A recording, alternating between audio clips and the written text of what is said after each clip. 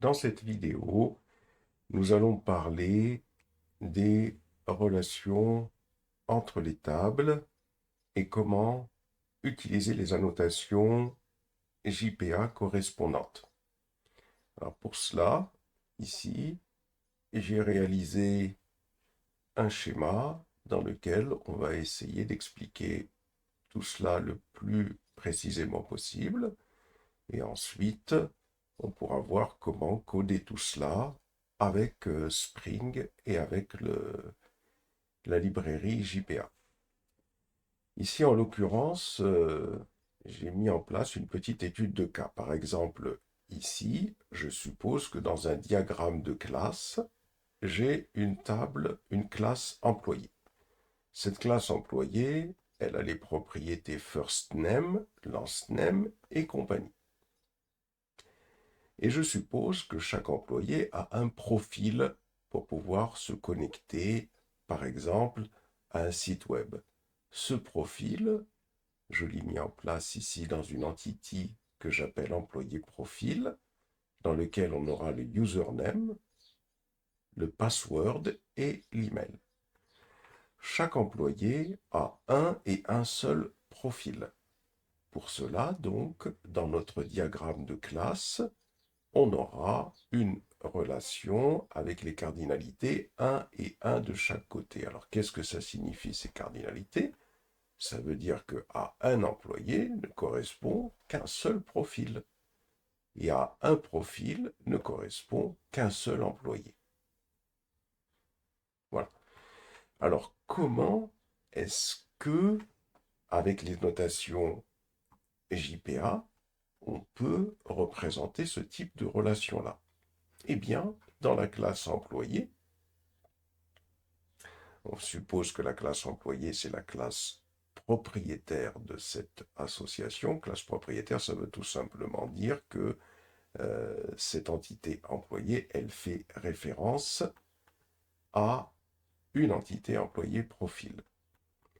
Dans cette classe employée, donc on va mettre en place la propriété private employé profil, puisque à un employé va correspondre une entité profil, et au-dessus de cette propriété, on va utiliser la notation one-to-one, entre parenthèses, mapped by égale employé. Cette annotation-là, elle signifie tout simplement qu'à un employé correspond une entité de type employé profil. La clé étrangère ne va pas se situer du côté de l'employé. On va supposer que la clé étrangère, on va la mettre du côté employé profil, puisque on suppose que employé, c'est lui le propriétaire de cette association.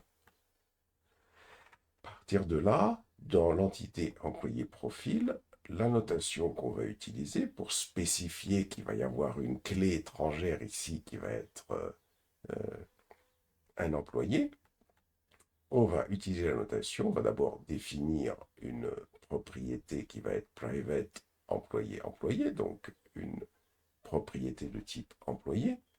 Et au-dessus, on va utiliser la notation one-to-one pour spécifier ce type de relation. Et pour définir la clé étrangère qui va être stockée dans l'employé profil, on écrit John colonne, donc la colonne de jointure, name est égal à employé underscore id. Donc, dans la table employé profil correspondante, on aura une propriété, un champ qui s'appellera employé underscore id, qui servira à stocker la clé étrangère. Et dessous, on spécifie donc bien évidemment une propriété de type employé, private employé.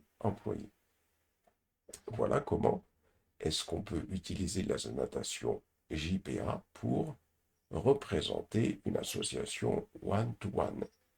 Donc il faut se souvenir que on a deux entités qui rentrent en ligne de compte, l'entité employé et l'entité employé profil. Que dans cette entité employée, on va tout simplement définir une propriété de type employé profil, comme ici. Suppose donc que l'entité employée est la propriétaire de cette association, puisque à cette entité correspond une entité de type employé profil. On va utiliser la notation @one-to-one, map_by égale employé, et on définit ici, alors donc map_by employé, employé ça va être le nom de la table, employé dans la base de données, la table, cette entité employée, elle aura une table qui s'appellera employé. Donc @one-to-one map_by égale employé, donc on définit le nom de la table, et on va tout simplement définir l'entité employée qui va tout simplement être associée à employé, donc l'entité employé profil, private employé profil, profil. Et de l'autre côté, c'est-à-dire du côté de l'entité dans lequel sera définie la clé étrangère, on aura donc @one-to-one, @John colonne, on définit la colonne de jointure et on définit l'entité associée qui sera donc associée à cette colonne de jointure. Dans le codage, qu'est-ce que ça donne? Dans le codage, on va avoir l'entité employée.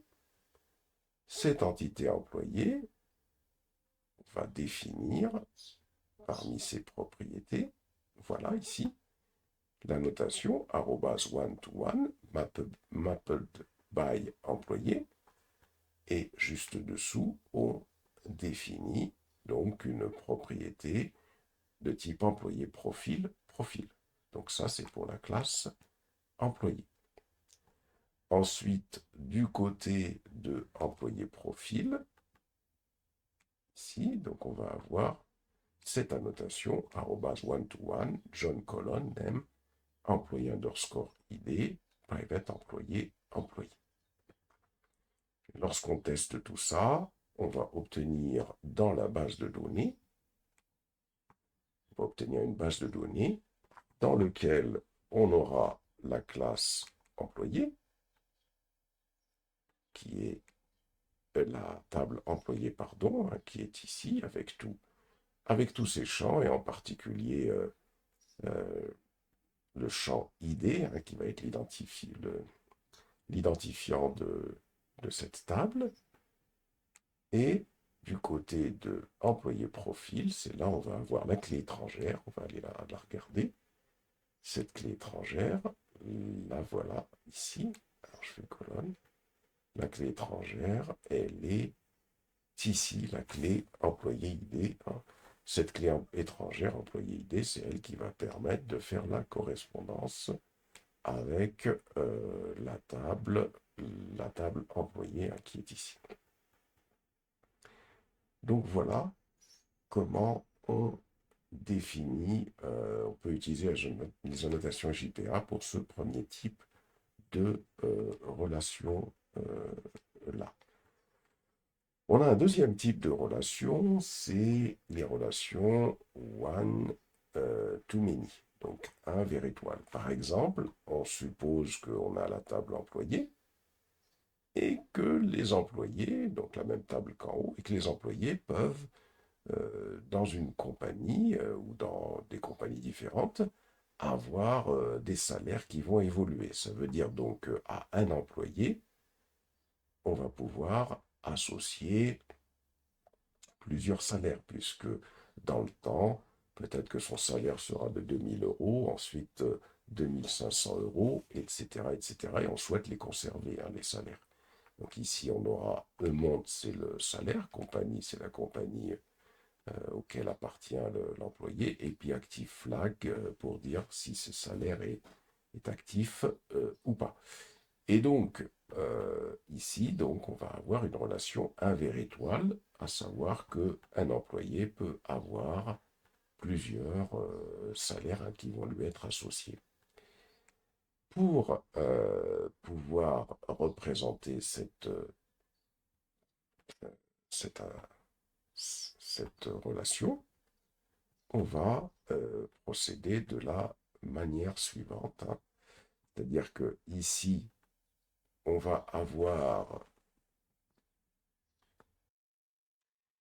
ici, pour pouvoir mentionner ce type de relation-là, on va utiliser les annotations suivantes. On va définir, puisque un employé peut être associé une liste de salaires, on va définir la propriété private list salary, donc c'est une liste de salaires qu'on va appeler salaries égale new array list. On va l'initialiser, l'instancier.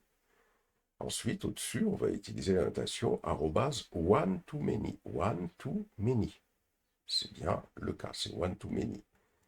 Cascade égale cascade type.all. Alors ça signifie tout simplement que lorsqu'on va définir des employés et un array list de salaire, eh bien, les données employés et salaires seront persistées, c'est-à-dire que cette liste sera persistée dans la table salaire.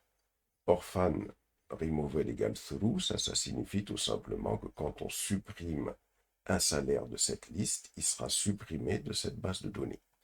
Arrobas John colon name égale employé underscore ID, ça signifie tout simplement que ici, dans salaire, on aura une colonne de jointure, une clé étrangère qui s'appellera employé ID.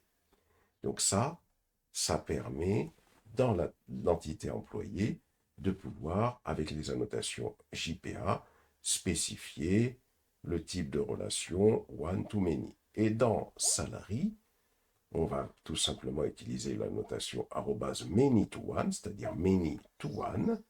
Fetch égale fetch type.lazy, ça signifie tout simplement que lorsque employé sera chargé en mémoire, on ne charge pas tout de suite la liste des salaires.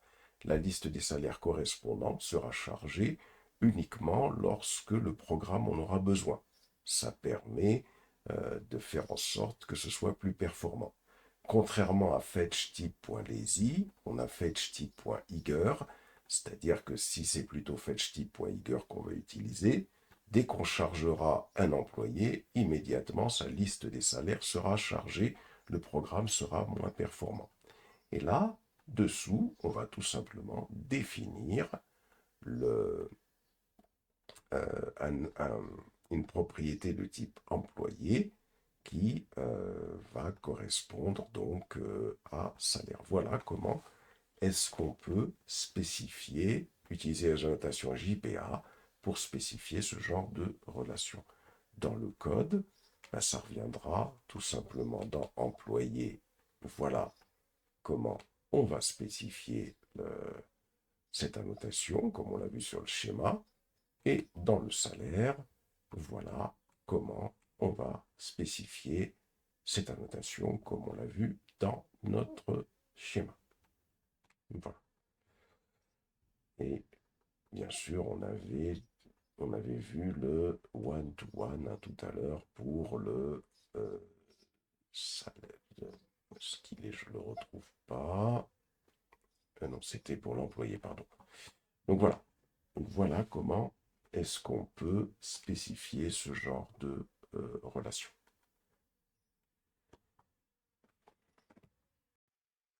Maintenant, on a un dernier type de relation, c'est les relations plusieurs à plusieurs. Par exemple, on suppose que j'ai une entité employée, que cette entité employée est constituée des mêmes propriétés que précédemment, et que j'ai l'entité compagnie. Donc, j'ai un employé qui peut avoir travaillé dans plusieurs compagnies et une compagnie qui, bien évidemment, fait travailler plusieurs employés. Donc c'est une relation many à many. Et donc ça va être symbolisé par une table de liaison. Ça veut dire que euh, ça va donner lieu à une table, comme on l'a vu dans le modèle conceptuel de données, quand on a plusieurs à plusieurs, dans lequel vont glisser euh, les idées de employés et de compagnie. On va aller voir comment ça se présente et comment il faut utiliser les annotations JPA. Alors, premièrement, ici, dans l'entité employée, on va définir une liste de compagnies qu'on va initialiser. C'est-à-dire qu'un employé peut être associé à plusieurs compagnies.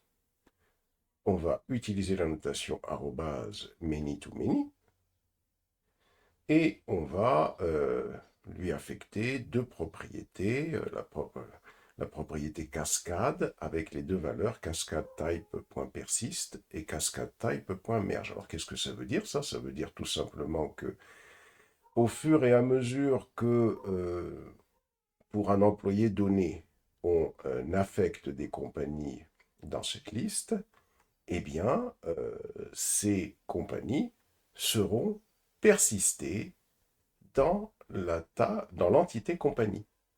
C'est ce que ça signifie. Ça veut dire que toutes les opérations de création, de modification, de suppression, etc., qu'on pourrait effectuer sur cette liste-là, bien, affecteront la table compagnie, hein, tout simplement. Ensuite, on va définir la table de jointure cette fois-ci. Ce n'est pas la colonne de jointure, puisque c'est une relation many à many. Donc, @join table, name égale employé underscore compagnie. Donc, c'est cette table-là qui sera créée. Et cette table, elle possédera deux clés étrangères hein, qu'on définit comme suit. John colonne égale @John colonne, name égale employé underscore ID. Donc, on aura une propriété, un champ dans la table employé compagnie qui sera employé ID, qui correspondra à l'idée de l'employé, hein, qui va glisser dans la table, et inverse John colonne, c'est-à-dire la colonne inverse, est égal à @John colonne, name égale compagnie ID, c'est l'idée de la compagnie qui va glisser dans la table. Voilà comment on définit une relation many à many avec les annotations JPA dans la table employée. Et du côté de la table compagnie, on va, même chose, définir la notation @many-to-many, mapped by égale companies. Donc ça veut dire que c'est tout simplement la table companies qui va être mappée à cette association. Et private list employé, employé égale new array list employé, c'est-à-dire que pour une compagnie donnée, on va avoir une liste d'employés qui va lui être affectée. Dans le code, ça revient à faire quoi? Ben, je vais dans la classe employé. Voici la... Alors ça, c'était la many, one to many. Alors many to many, many to many. Voici la relation @many-to-many cascade égale cascade type.persist, cascade type.merge, @John table name égale employé compagnie, et puis la colonne de jointure, les deux colonnes de jointure hein, que on définit. Et dans la table, dans l'entité compagnie, on va avoir la notation @many-to-many, la voilà, @many-to-many, mapped by companies, private list, employés, employés égale new array list. Voici donc la façon dont on définit les choses. On a un autre type d'annotation qu'on peut utiliser pour l'héritage en JPA. Ici, par exemple, on va voir ça dans la suite. Je vais représenter schématiquement les choses avant d'expliquer comment on peut procéder quand on a cette notion d'héritage et comment on peut exprimer ça avec JPA. Pour pouvoir tester tout ça dans le dossier test ici, alors j'ai créé ici dans le dossier test, hein, j'ai créé une classe qui va nous permettre de tester tout cela. Et pour cela, donc, j'ai défini ma classe, hein, MyRepository test, avec deux annotations, @data_jpa_test, @autoconfigure_test database. Et ici, je vais tout simplement définir les repositories. Ils vont être injectés, les différents repositories qui permettent de faire des opérations sur la base de données. Et je vais définir des employés, je vais définir des compagnies, je vais définir des profils qui vont être insérés dans la base de données. Le code est assez simple à comprendre. Et je fais mon test. J'exécute tout simplement le test avec un run test ici.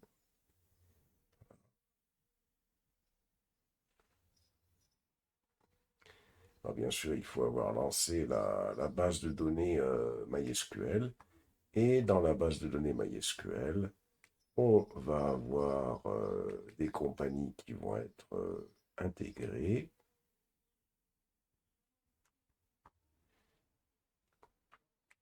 Bon, on a quelques compagnies qui ont été intégrées. On a des employés qui ont été intégrés également. Et on a ici, comme on le voit, la table employé-compagnie, qui est issue de la relation many-to-many, dans lequel on a employé ID et compagnie ID. Donc là, on a le code pour les différentes annotations que l'on vient d'expliquer. Alors, est-ce qu'il est passé ce code? Voilà. Voilà. Donc ici. Donc là, j'ai le code. Voilà. Donc j'ai réalisé le code ici.